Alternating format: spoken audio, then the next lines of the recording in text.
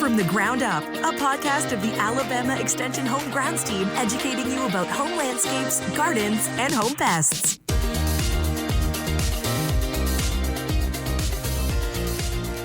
Thank you for joining us today. Today we have Dani Carroll with us.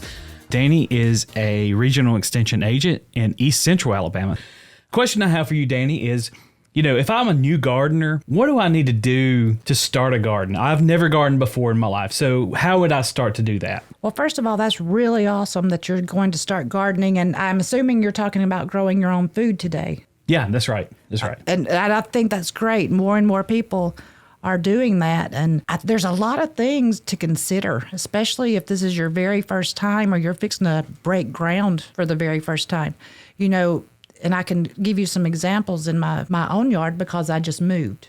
And so now that I've moved, I'm having to make some of the big decisions, which are, how do I want to garden? Do I want like a typical in-ground garden? Do I want to go with containers? And there's a lot of backyard hydroponic systems. There's just a lot of variability in the way to do it. What would be the least complicated way to do this? I think the least complicated way is either going to be in ground or in containers. And just like everything else, there are pros and cons, to everything we do. If you wanted to, let's say I have a small plot of land behind my house and, let's say it's 1,000 square feet. I mean, that's probably a pretty good sized garden. What kind of equipments would I need to use to till up the land, or do I need a tiller, or can I do a no-till, or tell me some of the things that I might need to start? Well, we're gonna back up a minute and really look at this 1,000 square feet. Well, I'm really excited about building a garden, Dani. I know you're really excited. So we're gonna step back for a minute and take some things into consideration. Number one, is this 1,000 square feet in full sun? Oh, yeah. Because a lot of times we have a place to garden, but it might not be the best place to plant the garden. So are we in full sun? And the second thing I would look at, do you have a water source nearby? Because I know we're in Alabama and we do get ample amounts of rainfall, but if we're growing tomatoes, a tomato is tomato flavored water. So having a water source and being able to provide consistent amounts of water throughout the year, that's really, really going to help. Number one, the health of the plants. Mm-hmm. Of course, we go through droughty times too, drought periods, so that water is very important. Those are two things I would look at first before I even started to break ground.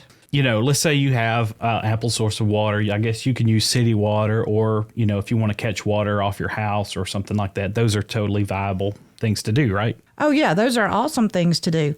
If we're going to go with a drip irrigation kit or something like that, city water's fine. Yeah. Other water sources are fine. Sometimes it's hard when we're catching water in rain barrels to use that with a drip irrigation system.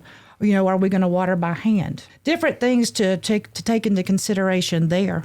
Obviously, we've had a pretty wet probably the last couple of years has been fairly wet in Alabama, I would say, wouldn't you? It's fairly wet, and it looks like there's more to come this week. That usually, that's the ideal scenario. If it would rain a couple of times a week, that would probably be great, right? If it would rain an inch of water, our average is about 52 inches per year. So that averages out to an inch of water per week. But of course, we're not going to get it. An inch of water per week. We never get it at the right times. We don't. And it's so funny because we can get a lot of rain in just a couple of weeks, and then we think our vegetable gardens are good.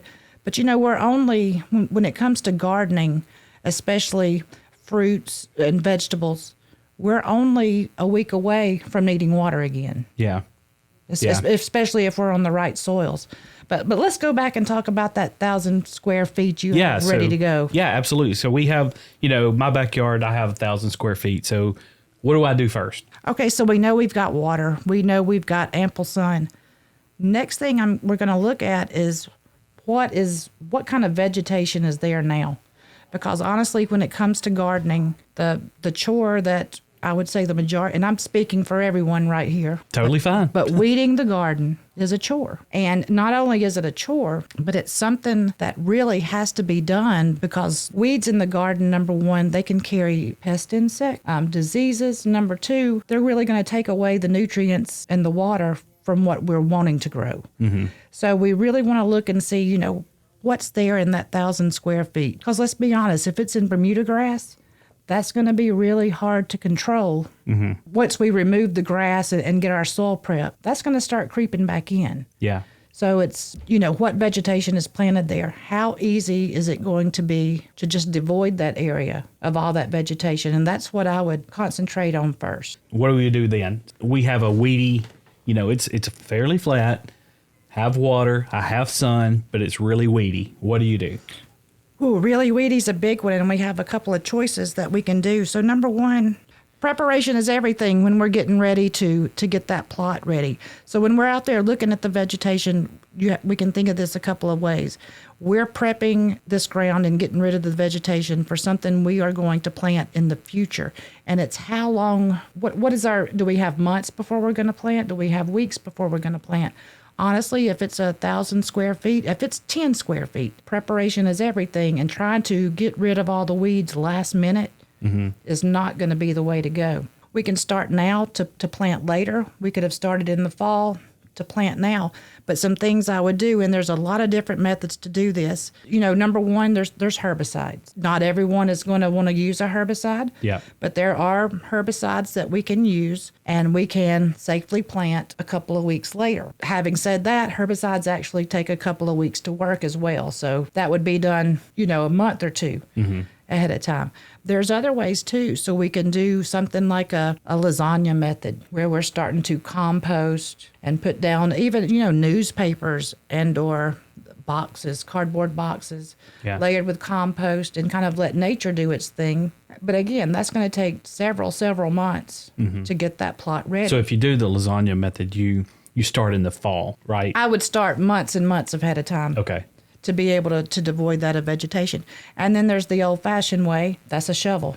And that's kind of getting out. Nobody wants to do that. Getting out and shovel skimming. Yeah. And shovel skimming that vegetation off. And just because we get rid of the vegetation that way or by herbicides or any other way, the vegetation is going to come back. Yeah. So it's something always in the back of the head, hey, this is going to be a chore. Yeah, a lot of these weeds, they're born from the roots, or they have some tubers or something like that under the ground, and they're hard to kill. I mean, even in your yard or anything. They're hard to do that. And then we have, us. Yeah. We have us. Maybe we're out there mowing the grass and blowing weed seeds everywhere, and other birds. There's tons of ways that the weeds are going to get in there.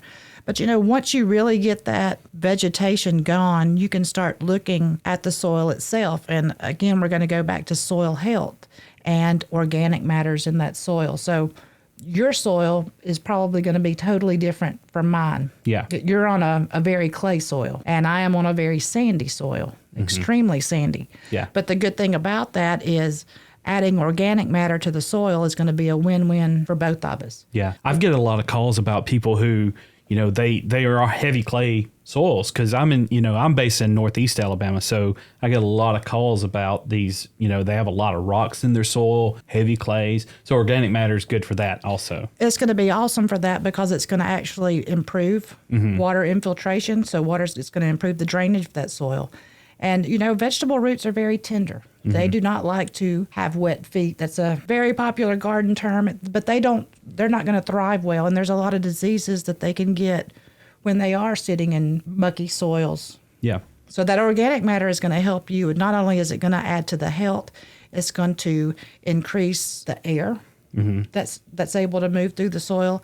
It's going to increase the water filtration going through. And on my sandy soils, it's kind of going to do the same thing, but opposite. It is going to, again, help with the health of the soil, bringing in those awesome microbes that do great work underground for us. But for me, on the sandy soil, it's going to help me keep a little water in there. All right, so now we have established where our plot's going to be. It's all good. We have water, sun. Now we need to prepare the soil. So we've taken care of the weeds. So what's our next step here? Well, Brian, most of our soils are lacking in organic matter. Again, we just kind of talked about the pros and cons of adding them to a clay soil or a sandy soil. And I would go ahead and be adding those types of things. Organic matter comes in a lot of different faces. And we could also have grown some cover crops and use those to turn over as far as organic matter goes. But I would make sure that I add that organic matter and kind of get that mixed in to those top 6 or so inches of the soil as deep as we can get it. And then with those in-ground gardens, I would 100% get a soil sample just to make sure that my pH was correct. Because if the pH isn't right, it's very hard to correct it after the vegetables go in. Yeah, and so if you have any questions about taking a soil test, we have a website on aces.edu that will tell you, and some video on how to take a proper soil sample. You can also go to your local extension office and pick up a soil testing box and then mail it to the Auburn Soil Testing Lab. But I would definitely do that before, a couple of months beforehand too. Okay. Just so we can get that pH up to speed if we need to do that, because that has a lot to do with nutrient take up of the plant and having it in the right pH for the plants that you are going to grow. But this is a great time too to talk about you've got this 1,000 square feet and it's perfect, as far as sun and water goes, but maybe you don't want to. Maybe you just don't want to mess with the soil. Yeah. Maybe So that's a lot. Mm-hmm.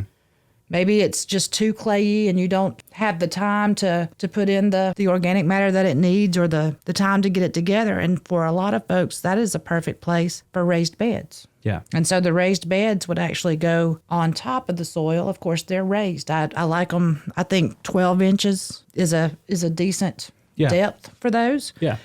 But just like an in-ground garden, I would like to kind of get rid of the weeds underneath, because some of these weeds are very, very smart. Yeah. And they can actually creep up and come in. So I do like to get rid of those.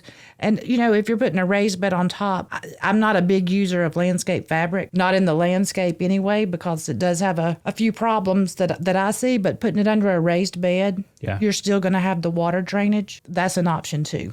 Okay. So raised beds, using wood to frame it up and then fill it in. What do you fill in a raised bed with? And the beauty of raised beds are they can be made out of so many different types of material, from wood, cinder blocks. I'm sure we have all seen, the images with the tin. Mm-hmm. Some of them are made out of tin. So that's the little baby swimming pools. Oh, yeah. Yeah. So I've seen many, many, many different types. And a lot of folks are getting very creative with what they're making raised beds out of. Now, again, one of the pros, like I said, there's kind of a pro and a con to everything. And one of the pros with the raised bed is we are creating the soil in it. So we know it drains well. We know it's going to be a healthy soil. The big con to that is that could actually mean a little extra money went into the creation of that raised bed. Yeah. I mean, some great soils, and we have recipes online too with using just some of the native soil, not a lot, because obviously you don't want to fill a bed with just the soil from your yard. It kind of defeats the purpose of doing it. So we're going to mix that again with a lot of organic matter. I like to use, and they make raised bed soils ready to buy at stores and stuff. But if you want to make your own, again, we have recipes. But using some of the native soil from the ground, I like to use some finely crushed pine bark along with some compost mixed up together. Now, when we do this, we could run a pH test on it, just to see if our pH is right. We're not going to run a soil test on this because it's mostly organic matter and other materials, but not soil. Once you have your raised bed or in-ground vegetables, or you've got your ground prepared, what do we do next? Do we start from seed, or do we buy transplants, or does that just really depend on when you plant? Well, that also totally depends on what you're planting. Like there are a lot, and since we're going into the warm season, we'll talk about warm season vegetables. There are a lot of warm season vegetables that are going to do much better or are just fine putting the seed into the ground. And those are going to be like our cucurbits. Our cucurbits meaning our squashes, watermelons, cucumbers, muskmelons, cantaloupes, all of those guys. So direct seeded, they're fine. If we go into like bush beans and pole beans, again, direct seeded corn, the same. And we could go on. I start a lot of my own transplants indoors, and there's honestly only 3 or 4 that I would start inside, and those are going to be tomatoes, eggplant, and peppers. So those are really the main ones that you grow from a transplant: your tomatoes, eggplant, and peppers, right? And those are the ones just trying to get a little jump on the season by putting a plant out that's 6 or 7 weeks old rather than a seed. Yeah. So do you get you get your fruit faster, right? You can get the fruit faster. It's kind of funny though, because if you have grown vegetables before, you're probably, if you've ever, left a tomato hanging from the vine that fell off, you'll notice that those will reseed themselves and you'll see seeds coming up. So yeah, you could direct seed, but yeah, you can get things, especially those a little bit earlier by growing from transplants. So plants need food just like we do. Fertilizer. What type of fertilizer would you recommend? Is there anyone that's better than the other? Should I use something like a slow release fertilizer, or what's best? So in those in-ground gardens where we took a soil test, and that soil test is going to come back and give you a fertilizer recommendation actually based on the nutrients that were found in your soil. With the raised bed gardens, we didn't really actually do a soil test. We did more of a pH test. I can give you the basic. For most vegetables, we're going to need about a pound of nitrogen per 1,000 square feet. Depending on the fertilizer that you use, you could kind of base it off that pound of nitrogen per 1,000 square feet. Yeah. How do you apply that? You just kind of in my raised beds, I do use a slow release. I use a slow release to start off with. Our season in Alabama is really, really long. Mm-hmm. It's, what are we, at the end of March, 1st of April now? Mm-hmm. And so the warm season is going to go on till October, November in South Alabama. So that's a long time. And so they get hungry more than once. Well, I think there's a lot of people who recently moved to Alabama, especially in North Alabama. We have a lot of newcomers from up north, and they can't believe that our season is so long.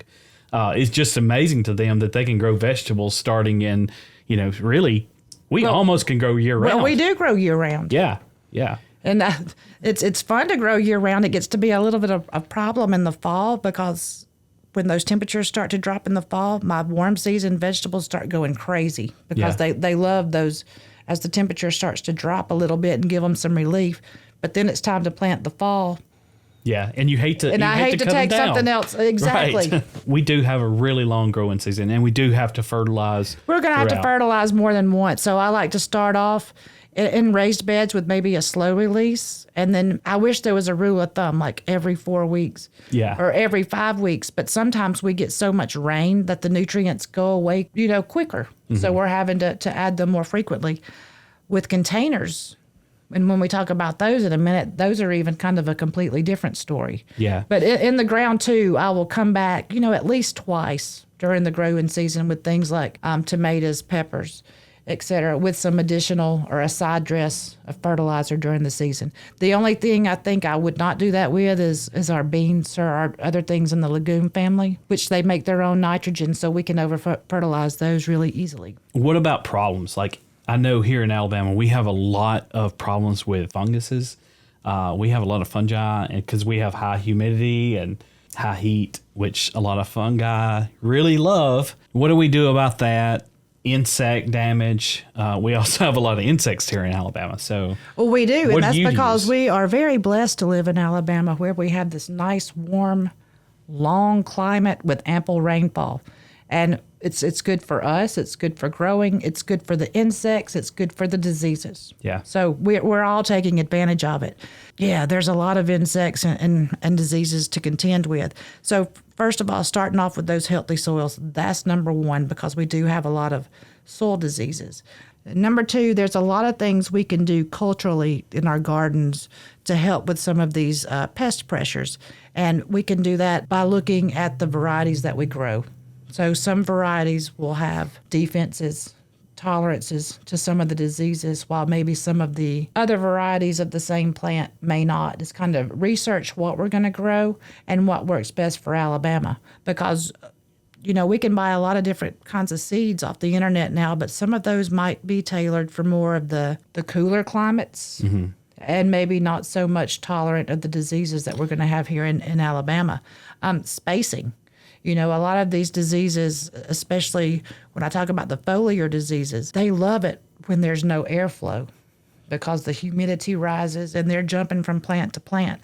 So even plant spacing, mulching is huge. I like to tell folks, never leave that garden naked, never leave that soil exposed. Let's get some kind of mulch on there. The number one, that's going to help with our holding in our moisture, and that's going to keep backsplash and a lot of water from coming back on the leaves. Rain is a good thing and we need the rain, but you'll see in years when we have a lot of rainfall in the summer, our disease pressures are also increased. So if we can water at the base of the plants, drip irrigation, even if we're hand watering, trying to keep it off the foliage, those are just a few things that we can do. Now, insects, that's a different story. And I think when people start gardening, the fun thing about it is being able to recognize insect pests versus beneficial insects and kind of seeing the onset of what might be a fungal disease and learning what to do. Yeah, I think a lot of people, they assume all insects are bad, but there's a lot of great insects that pollinate or help. There's beneficial insects that eat other insects too. So that's right. And that's part of the fun of gardening, is not just learning about the plants and being able to eat what you grow, but learning about the dynamics that go on in that garden as well. Yeah. And so proper identification of proper identification is crucial, especially if you're going to apply some kind of, if you're going to put a pesticide on there, whether it's organic or inorganic, it doesn't matter. Identification of what you're trying to control is number one, because you obviously do not want to use an insecticide that doesn't work on the insect that you're trying to control, if that makes sense. So you really have to know what insect you're trying to treat and properly identify it, because you might end up killing something you don't want to. That's right, or just using unnecessary pesticides. Yeah, because it costs money. And that's money. Yeah, that's right. So, and I'll just add, I think gardening is, I think people need to experiment. I think that's part of it. Like you said, it's the learning process. So, just go out and try it. You learn something every year and take good notes too. Good notes is crucial. It was probably about 10 years ago that I actually started taking notes. I started doing what I recommend other people to do. And so I feel good having this little notebook, because I can look back in it and I can tell you, like, which week 6 years ago squash vine borers came into central Alabama. And so I'm aware now. I'm aware enough that I can look through my notebook and go, this is... You can be ready and prepared. Sometime in the next week, this is going to happen. Or even this variety was good, worked for me. Yeah. And it was something I liked. Because let's face it, too, we all like different things. If you're growing a lot of different things, I like to have next to there, I did not like this one. I didn't like the taste of it. That way I know not to waste my time growing it again. Yeah, absolutely. So where could somebody get some help? I'm stuck. I don't know what to do. I've watched too many YouTube videos and every one of them's got a different opinion. So where can I get help? Well, your local extension office is a great place to start. And I know you said you just watched too many YouTube videos, but we have a wealth of videos on our Grow More, Give More page. I mean, everything from varieties to raised beds, heirlooms, how to trellis certain vegetables, how to prune certain vegetables. So there is a lot of information on there. And then, of course, we have our Master Gardener Helpline. So what about the Master Gardener Helpline? So tell me a little about that. So that is that's a great service. And we have wonderful Alabama Master Gardener volunteers who actually volunteer their time to answer these gardening questions. They are a wealth of information. They have been gardening for years. They're like us. They like to experiment, but they also know where to get the information. So if you have any questions about that, again, you can contact your local extension office. One of us home grounds can answer, or you can call the Master Gardener Helpline. It's 1-877-ALA-GROW. That's ALAGROW. We'd be glad to answer your questions. And Dani, thank you for joining us today. I hope everybody has learned some great info on how to start your garden. And again, if you need any help, just give us a call. Thank you, Brian. Have a great day. From